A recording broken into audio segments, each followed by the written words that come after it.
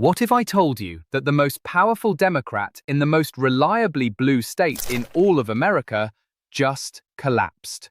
Completely, spectacularly, publicly, and the entire political class is pretending it never happened. What if I told you that her fall is not just a career implosion, it is a window into the total breakdown of a political machine that has run completely unchallenged for 30 years? What if I told you that right now, in the very state that Democrats have held up for decades as living proof that their ideology works, the voters are in open, full-scale revolt? The collapse has already begun, and the numbers are nothing short of devastating. If you believe the corporate media is hiding what is really happening in this country, smash that like button right now and stay with us all the way to the end. She was the heir apparent, the woman hand-picked by the progressive establishment to inherit the governor's mansion and continue the great California experiment. Betting markets had her odds at a staggering 40%, nearly double her nearest competitor, as recently as the fall of 2025. The legacy press had already written her coronation story. Then the real story broke. She had the credentials, she had the endorsements, she had the media behind her every single step of the way. But credentials do not tell you who someone really is when the cameras are supposed to be off. A virtual meeting with the California Department of Energy. Porter is mid-sentence, laying out her vision for electric vehicles and climate policy, sounding every bit the composed, intellectual progressive the legacy media had spent years selling to the public. Then something goes wrong off camera. She snaps. She screams at a staffer to get out of her shot. Then, and this is the part that tells you everything, she tries to restart the whole thing. Smooths her voice back down, picks up exactly where she left off, as if none of it had happened, as if the camera had not just captured exactly who she is, when she thinks no one important is watching. But here is the part that should make every single person watching this absolutely furious. The California Department of Energy, a government agency funded by taxpayer dollars, knew exactly what had been recorded on that call. And they edited it out anyway. They scrubbed it clean from the public record, because the progressive establishment had been actively, deliberately shielding Katie Porter from the exposure of her own character for years. They just could not keep the lid on it forever. But that is not even the most shocking part. Then came the journalist interview. And this one, there was no hiding. A reporter sat down with Porter for a standard candidate interview, the exact same format that every other person running for governor had already completed without incident. He asked a question. She answered. He followed up, because that is what journalists do. That is what voters deserve. That is what accountability looks like in a functioning democracy. She did not see it that way. She demanded the cameras stop rolling. She refused to continue. She told the reporter point blank that she would not do the interview the way he was conducting it because he kept asking follow-up questions. 1 week, 2 viral videos, and a candidate who had been sitting at 40% odds to become the next governor of California watched her poll numbers crater all the way to single digits, first to last, in 1 week. Most political commentators looked at those clips, shook their heads and said, "What a shame about her temperament issues," and moved on to the next story. That would be missing the entire point. Think about what you just watched. The contempt toward anyone who dared to challenge her. The fury at being held accountable by a journalist doing his job. The absolute, unshakable belief that if you have the right credentials, the right ideology, the right institutional backing, you simply do not owe explanations to anyone. Not to a reporter, not to a staffer, and certainly not to the 40% of California voters who pulled the lever for Donald Trump. That is not just Katie Porter's personality. That is California Democrat governance. Full stop. For 3 decades, without a single interruption, California Democrats have held every lever of power this state has to offer: the governor's mansion, the state legislature, the courts, the major cities, the school boards, the regulatory agencies. Every single one. They have never truly had to compete. Never truly had to answer. Never once had to face real, meaningful consequences for the decisions they imposed on the people who live under them. And when you operate inside a system with absolutely no accountability for 30 years, this is what you produce. You produce Katie Porter. You produce politicians who believe the rules of basic human decency, basic civic accountability, simply do not apply to them. Because for 30 years, they never did. The arrogance was not a bug, it was the inevitable outcome of a political monopoly left completely unchecked for an entire generation. And the results are written all over the state they were handed. Cost of living, catastrophic. Homelessness, the worst in the developed world. Business exodus, accelerating every single year. Education outcomes, in freefall. Infrastructure, crumbling. But they kept winning elections. Because when you own the narrative, when the media runs cover, when the opposition is dismissed before it even speaks, you can govern catastrophically and still get re-elected. And in California, that moment has arrived. California had a plan. Not just any plan, the policy that every progressive in America pointed to as living proof that their vision of government could actually work. The crown jewel. The flagship.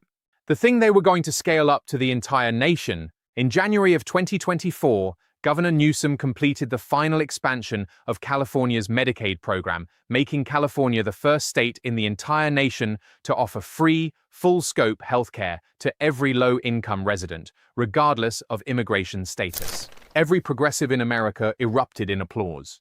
The New York Times ran glowing features. Democrat politicians from coast to coast held California up as the model, the proof of concept for what America could become under their leadership.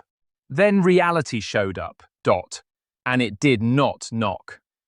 By 2025, nearly 1.7 million illegal migrants had enrolled in the program alone. And the costs, which progressive economists had solemnly, repeatedly assured everyone would be perfectly manageable, did not just rise, they did not just exceed projections, they exploded past every single official projection by billions of dollars, leaving the state of California staring directly into a $12 billion budget deficit.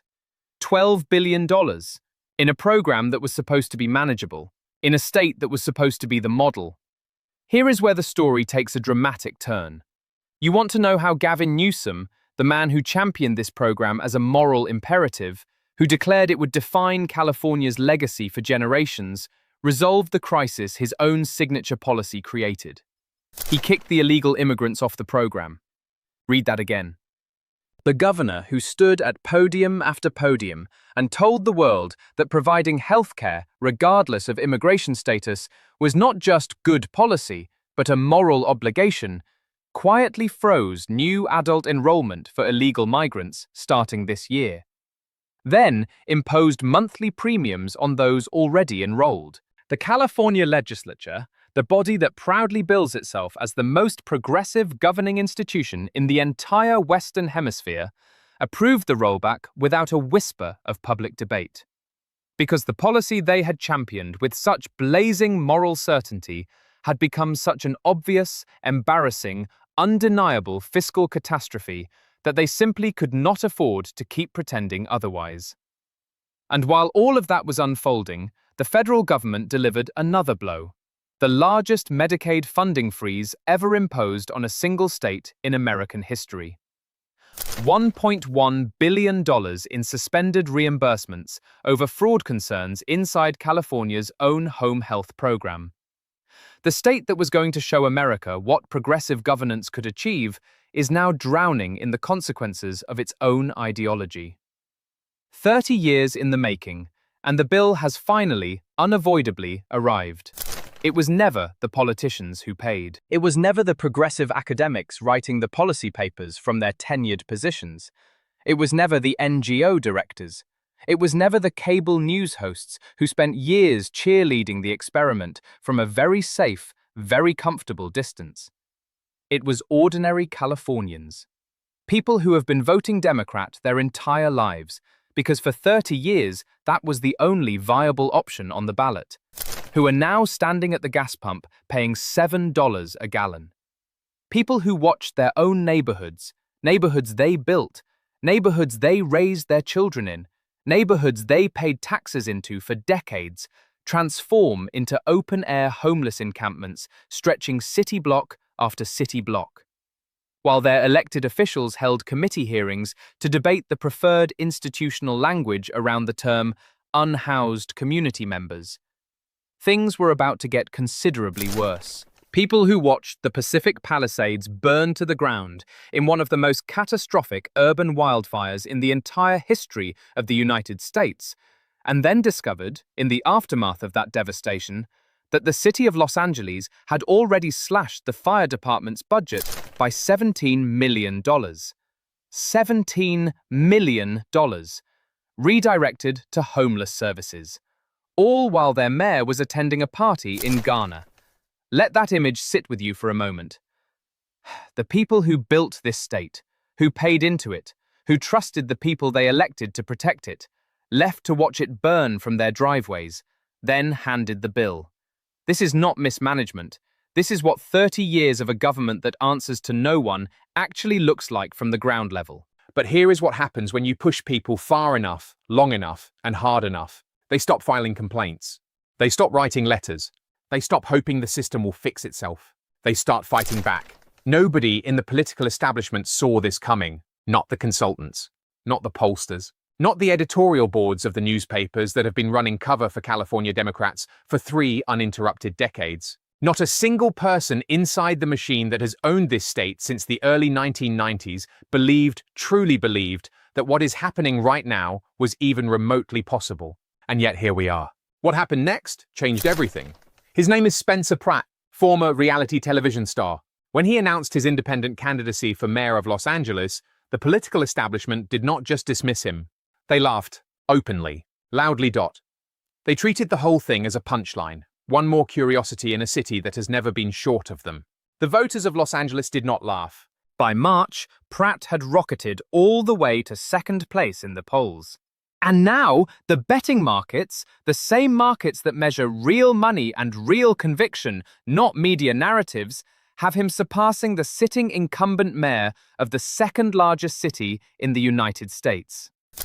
Nearly $3 million raised for a first-time candidate running against an incumbent in a city that has not elected a Republican mayor in decades. 10 times what Mayor Karen Bass has raised for her own re-election campaign. 10 times, in the same city, against a sitting incumbent with the full weight of the Democrat machine behind her. The voters of Los Angeles looked at 4 years of Karen Bass.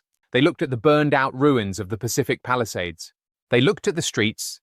They looked at the budget. And they decided, in one of the most reliably left-leaning cities on the face of this earth, that they would rather take a complete chance on a reality television star than extend one single additional day of benefit of the doubt to a Democrat establishment that has proven, conclusively and repeatedly, that it cannot govern.